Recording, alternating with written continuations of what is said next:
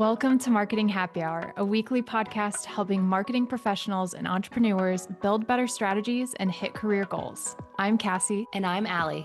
We're marketers and your hosts through these unfiltered convos with your peers and experts in the space. Let's dive in. Grab your favorite drink and let's get to this week's episode.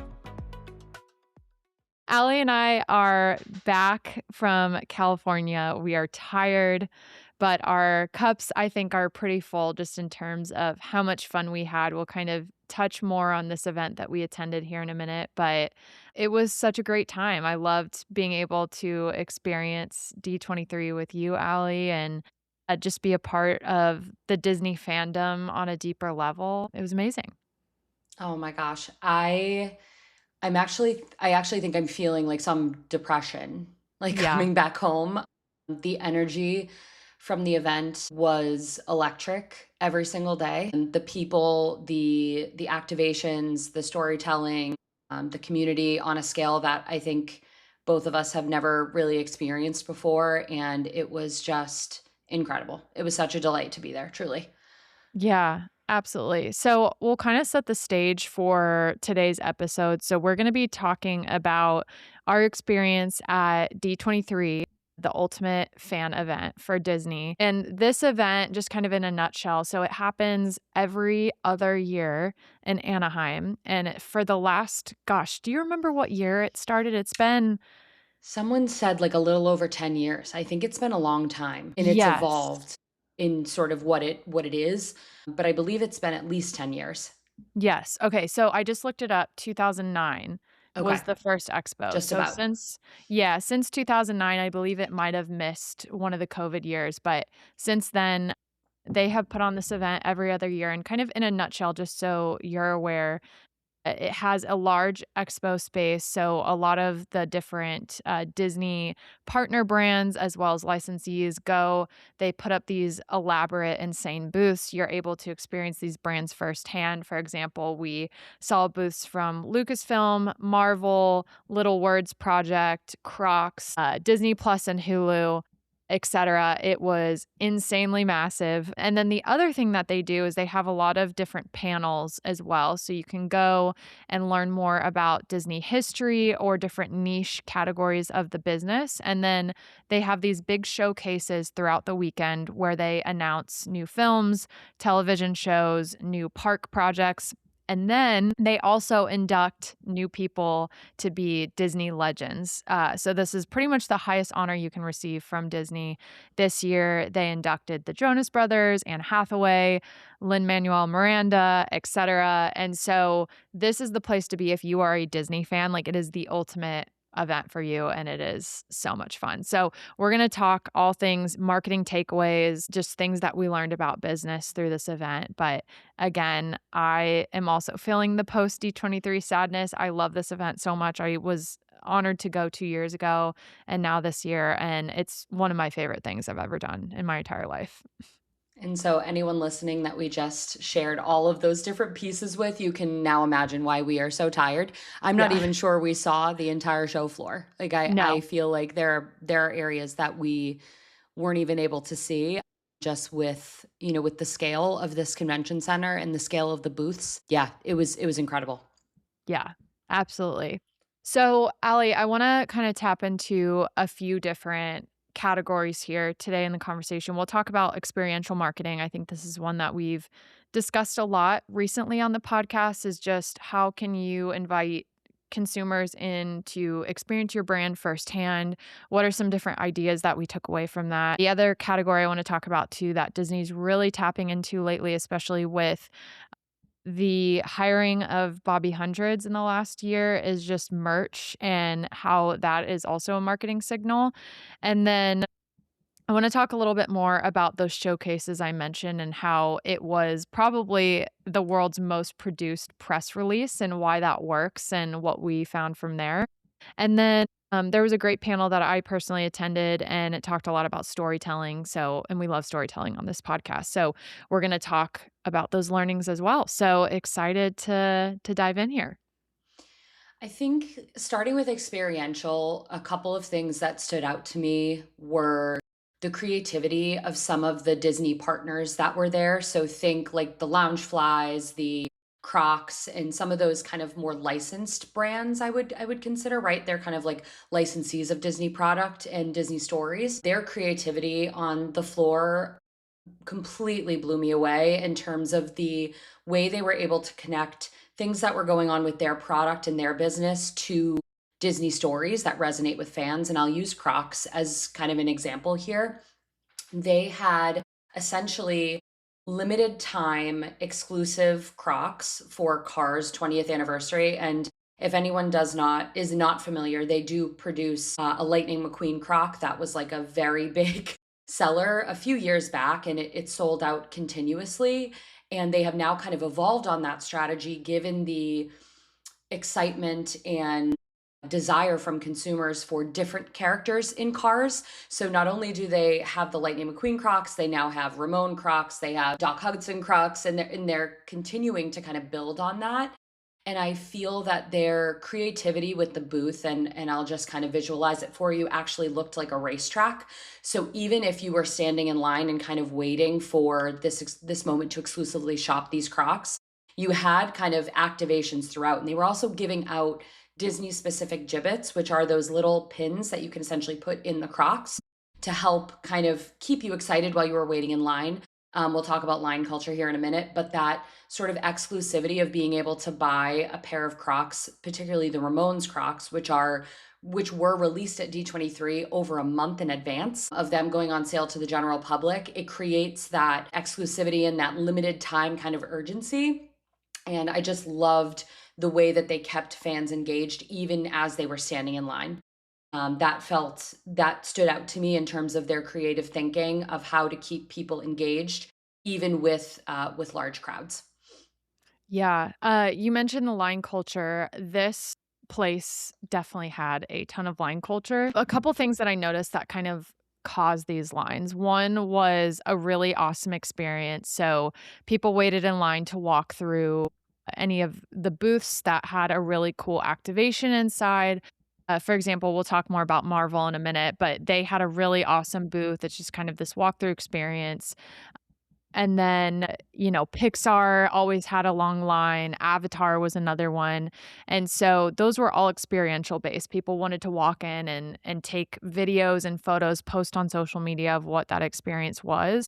The other thing Ali already mentioned was any sort of limited time merch as well. So there were a ton of releases all across the event that you could only get at the event, or you had an early release preview to get whatever that merch was, and so that definitely drove those lines. And then the last thing was free items. People love free stuff, and I think we know this as marketers. We always try to figure out when we're inviting guests to an event, can we give them some sort of takeaway to take home, branded item, etc. And obviously, there's always this question of like, what is that item that's going to get people excited? And some of them that we saw were, again, those like very branded specific items that you could only get there, that were collectibles. Any sort of blind box or mystery item was a big one as well. And so just creating that excitement around waiting in line, getting that item, and then anything, again, that's like super Instagrammable, people are all for waiting in line for.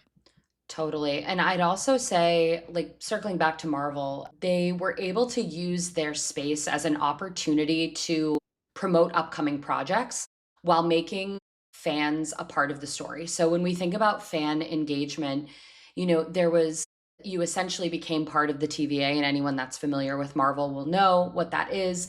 But it's essentially you get your own kind of collectible card at the start of the experience, and it's a walkthrough of an opportunity for you to kind of immerse yourself into the story. And you're waiting in line essentially to walk through 4 or 5 rooms to be kind of wowed at what Marvel is coming up with. And so there were exclusive characters in there. There were exclusive kind of like Easter eggs in terms of papers that you would see kind of like flyers posted up on the wall or different time cards. And that felt so immersive. I personally loved it as an opportunity to kind of be a part of one of my favorite stories while also getting me excited for what is to come with Marvel later this year with, of course, Doomsday, and also, future projects with them.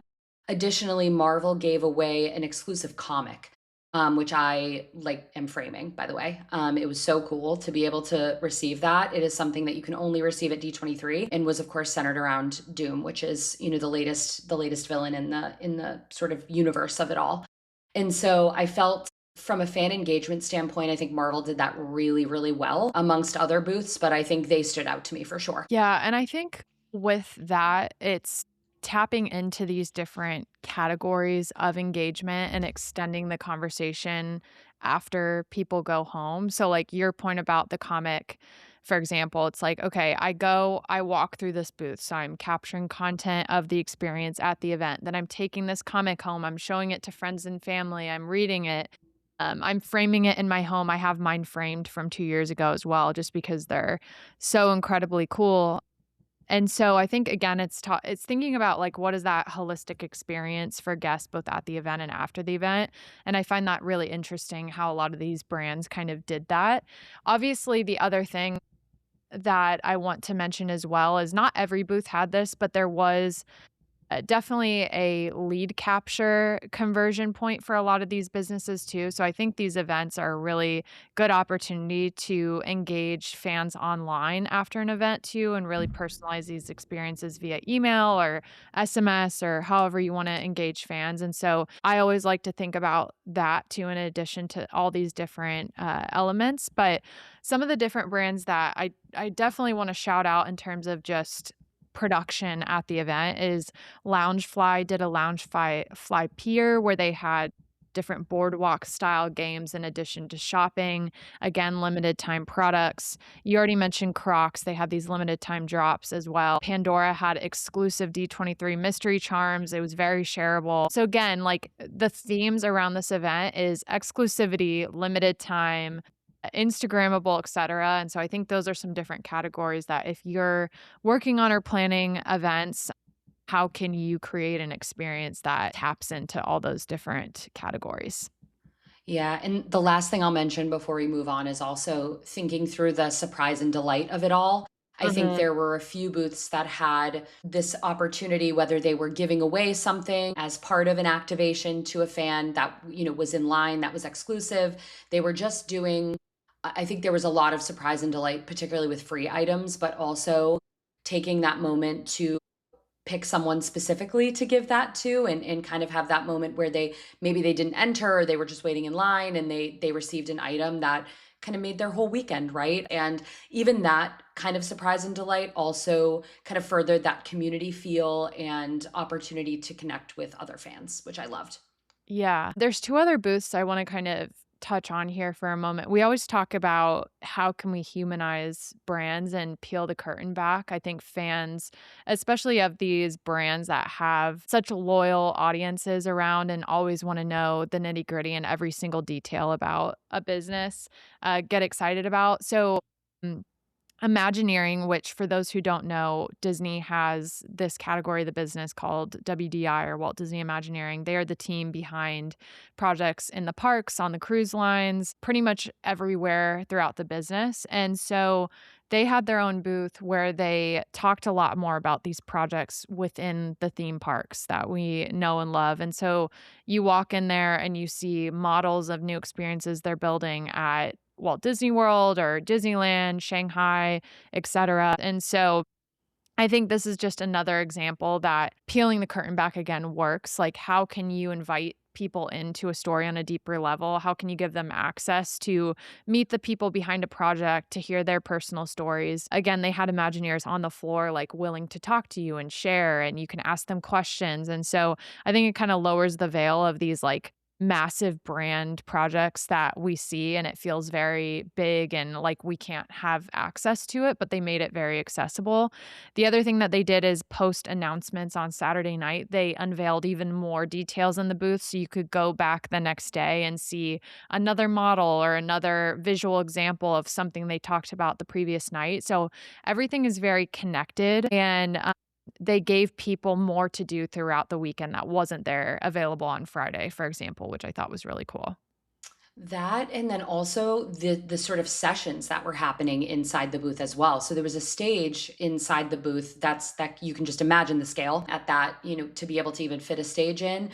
And there were these moments where, Imagineers would come out and talk about something that was announced the night before, but also introduce even more as a result. And so, an example is an Imagineer had come out and talked a little bit about some of the rides that were coming to, for example, Shanghai Disney, really centered around our superheroes. So, think more of the Avengers style. And there were just these opportunities to, hear a little bit deeper about what the process is that they are doing, the things that they are looking at and referencing.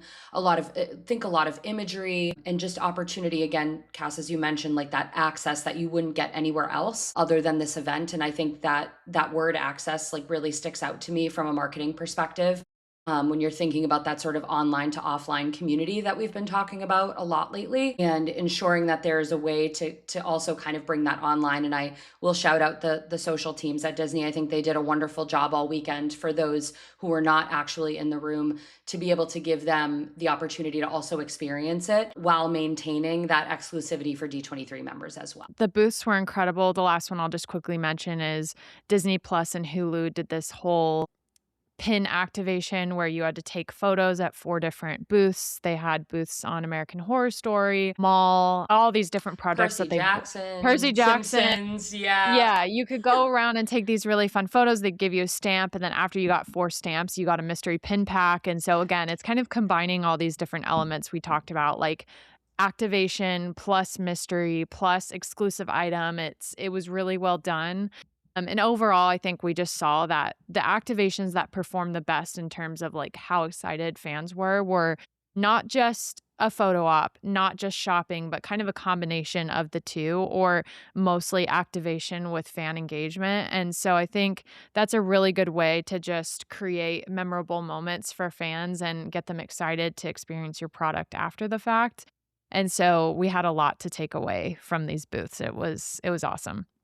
Definitely. And I think moving on to our favorite subject, which is merchandise, this was a really interesting tell of where the sort of consumer mindset is going, especially with the scale of the amount of people that were at this event.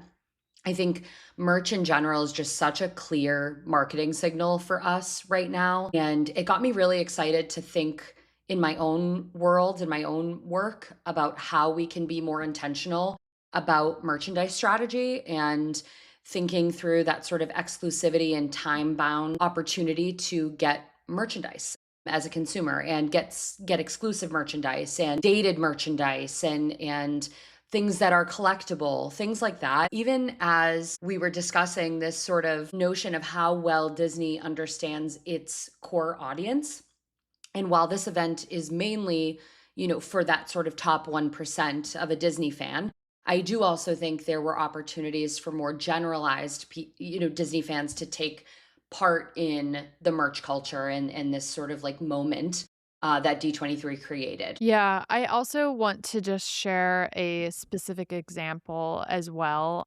We're seeing this kind of renaissance or resurgence of Disney merchandise lately, which is really exciting for fans of the brand like us to see. One call I want to make is specifically for Bobby Kim or Bobby Hundreds and his team at Disney Style and Disney Consumer Products. So, one thing that they did at D23 is Bobby is essentially creating this new line of t-shirts that is bringing back vintage t-shirts that were popular back in the 80s and 90s. He's putting little spins on them design-wise and re-releasing them to the public. I think one thing that I noticed with this is it's making these t-shirts a lot more accessible to people again. Allie and I are big vintage Disney fans, and one thing I will say is that some of these t-shirts he's recreating, if you want a vintage version of it, it's gonna cost you $300+, where he's releasing these t-shirts for around the $50 to $70 mark, and so it's giving fans the opportunity to own a piece of nostalgia that's a little bit newer. but I just love that he's doing this. But what they did is they had this really great panel at D23, and then they released the t-shirts only to panel attendees after the fact. And then we're recording on Wednesday, but 2 days ago on Monday, right after the event, they released a small batch of units online as well. So again, it's tapping into that exclusivity, but you get a preview of the merchandise, you get to hear more from the team, and then shop the product online if you weren't able to make it. But I just love this strategy. And again, it's giving people this wearable piece of product to promote the brand, but also it's a fashion statement. And we're seeing this like style resurgence of Disney come around. It's not just for your vacations, it's for everyday wear, and people are sharing it and getting excited about it. And so I'm stoked to see what him and his team continue to do there as well. Same here. It was, we weren't unable to attend the panel, but I also feel like even just seeing the clips that I was able to see online, I did feel like I was able to be there and hear some of those insights from the Disney Style team.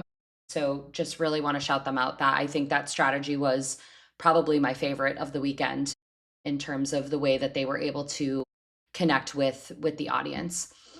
And then would love to chat about the showcases because I think this is something that feels probably the most exclusive to be in the room for, which, and we discussed a little at the top of the episode, but there were 3 showcases over the weekend at the Honda Center in Anaheim, which is just down the street from the convention center. And it's really an opportunity for Disney to create these more shared fan community moments rather than just dropping a press release or news on social, right? And so it's thinking through why Disney is bringing people together in this room to hear something simultaneously and all together in a world where everything is leaked to us days and weeks and months before, right? And so the energy in that room, I spoke a little bit about the energy early on in the conversation, but it was like absolutely electric. I have never felt or experienced anything else like that. We attended the parks specific panel, and I can only imagine that the entertainment and the legends panel were the same. It was incredible. There was content for fans to create in the moment, but also share very organically because anybody that was in the room was that kind of exclusive news source versus it coming directly from Disney. Yeah, that's exactly right. I think there was, I'm probably going to butcher this, but about 15,000-ish people in the building. And so I would say most of those people were there capturing content, sharing with their friends and family, sharing their perspective on the announcements, etc. And so again, I don't think every brand obviously has the luxury to do this, but I think it's this question of can you create this moment or this big opportunity for fans to come together in one room to hear more about what you're doing or to celebrate the success and the fandom behind your brand. And I think Disney does this so well. Yes, this could have just been a press release, but why not create this like really memorable, exciting spectacle behind news and get people sharing? They had Neil Patrick Harris hosting, there was musical numbers. The other thing I want to call out too about this is it was a deeper opportunity to learn from the creatives and the people behind these projects that they're sharing and talking about. Previously, the last D23 Experiences Showcase I attended, it was a lot of like the higher up execs, which is awesome. But I loved this specific event this year because it allowed more of the project leads to come in and have a voice as well and hear directly from them. Participating in these projects, which I thought was awesome. It was kind of this talk show style where Neil Patrick Harris interviewed them and asked them more about what they were working on. And I thought that was really well done. It was awesome, and I think the takeaway from my end is just like what would it look like to turn an exclusive announcement from your brand into a fan experience rather than just a press release? And so, what are those things that you can do that feel sort of out of the box and really exciting that fans of your brand would want to be there for to kind of reward those most loyal people and turn those announcements that you have either coming up in the future or are happening in real time into an experience. Yeah, and not only just inviting media and influencers, but allowing everyone that is able to buy a ticket to participate. I think that's another key one, and we're seeing more of that. where we're opening up these engagements and these events to other people, not just media and influencers, which I think is key, and again, just expanded the news cycle for Disney. The last thing I wanna really quickly touch on is we're gonna dive into this a lot more, but I attended a really awesome panel on this new film that Leslie Iwerks is developing called World Builders. There was a lot of storytelling, lessons throughout this panel. I did not have a chance to watch the film while I was there, but it does come out actually tomorrow, the day that this episode is being released. So, Allie, you and I will have to watch the film and then come back and do an episode more on this. But just some things that I was kind of challenged on in terms of storytelling that I want to really call out very quickly is using your curiosity as a compass for storytelling and developing new, unique ways to tell stories. Learning your craft by doing, fandom as a career foundation. So, really tapping into what you love and get passionate about and driving into that for your career. And then finding your unique perspective as a storyteller. Again, just a quick tease, we'll go more into that in the coming weeks. So, stay tuned. Yeah, and as we close out, I think my main takeaway from this weekend was utilizing community as a marketing strategy, taking it both online and offline. And I think D23 itself is actually worth examining as from a company level in a study how Disney has really turned its fan base into a self-sustaining marketing engine. I think this is fundamentally how they've been so successful with this community, which is paid, but it is also available to the general public, which I think is really important as a part of this because the access is open to more different types of people, right? Versus just keeping it very close to a paid opportunity. And the expo itself exists because of the community. And that community does an enormous amount of Disney's marketing for free. And Cassie and I are good examples of that, right? Again, that sort of access to people, fans. I mean, we saw so many people that we know and love that we are not able to see anywhere else other than this event. And I think getting that access to people that we wouldn't be able to see in any other setting with Disney was a huge draw and a huge point of excitement for me as part of the event this weekend. Absolutely. And I just want to leave you all on a great quote from Bob Iger, the former CEO of the Walt Disney Company, and he talks about just how maintaining the status quo is the riskiest thing you can do as a business. I think this event over the years has evolved into the example of that, of pushing boundaries, being a little bit different, giving people access and just an opportunity to experience a brand on a deeper level. And so, although we all may not have the opportunity to do something as big and grand as this, I think we have the opportunity to give fans a really great connection point for our brands, experiential opportunities, etc. And so just excited to dive more into this and chat about it. And again, we had the best time ever. Can't wait for 2 years from now for the next one. And just so grateful to have been in the room. Same here, same here. And we'll share more on World Builders once we've had a chance to watch it, because I think that's going to be a masterclass in storytelling by itself. And I think we would be able to take a lot from that. So looking forward to diving in. Thanks for joining me, Allie. Appreciate it. Thanks, Cass. Thanks so much for listening to this episode of Marketing Happy Hour. If you enjoyed it, make sure you're subscribed to the show and sign up for our weekly newsletter with insights and marketing resources. We also invite you to check out the MHH Collective, our community for marketers looking to connect, grow, and learn together. Check out the links in the show notes. We'll see you next time.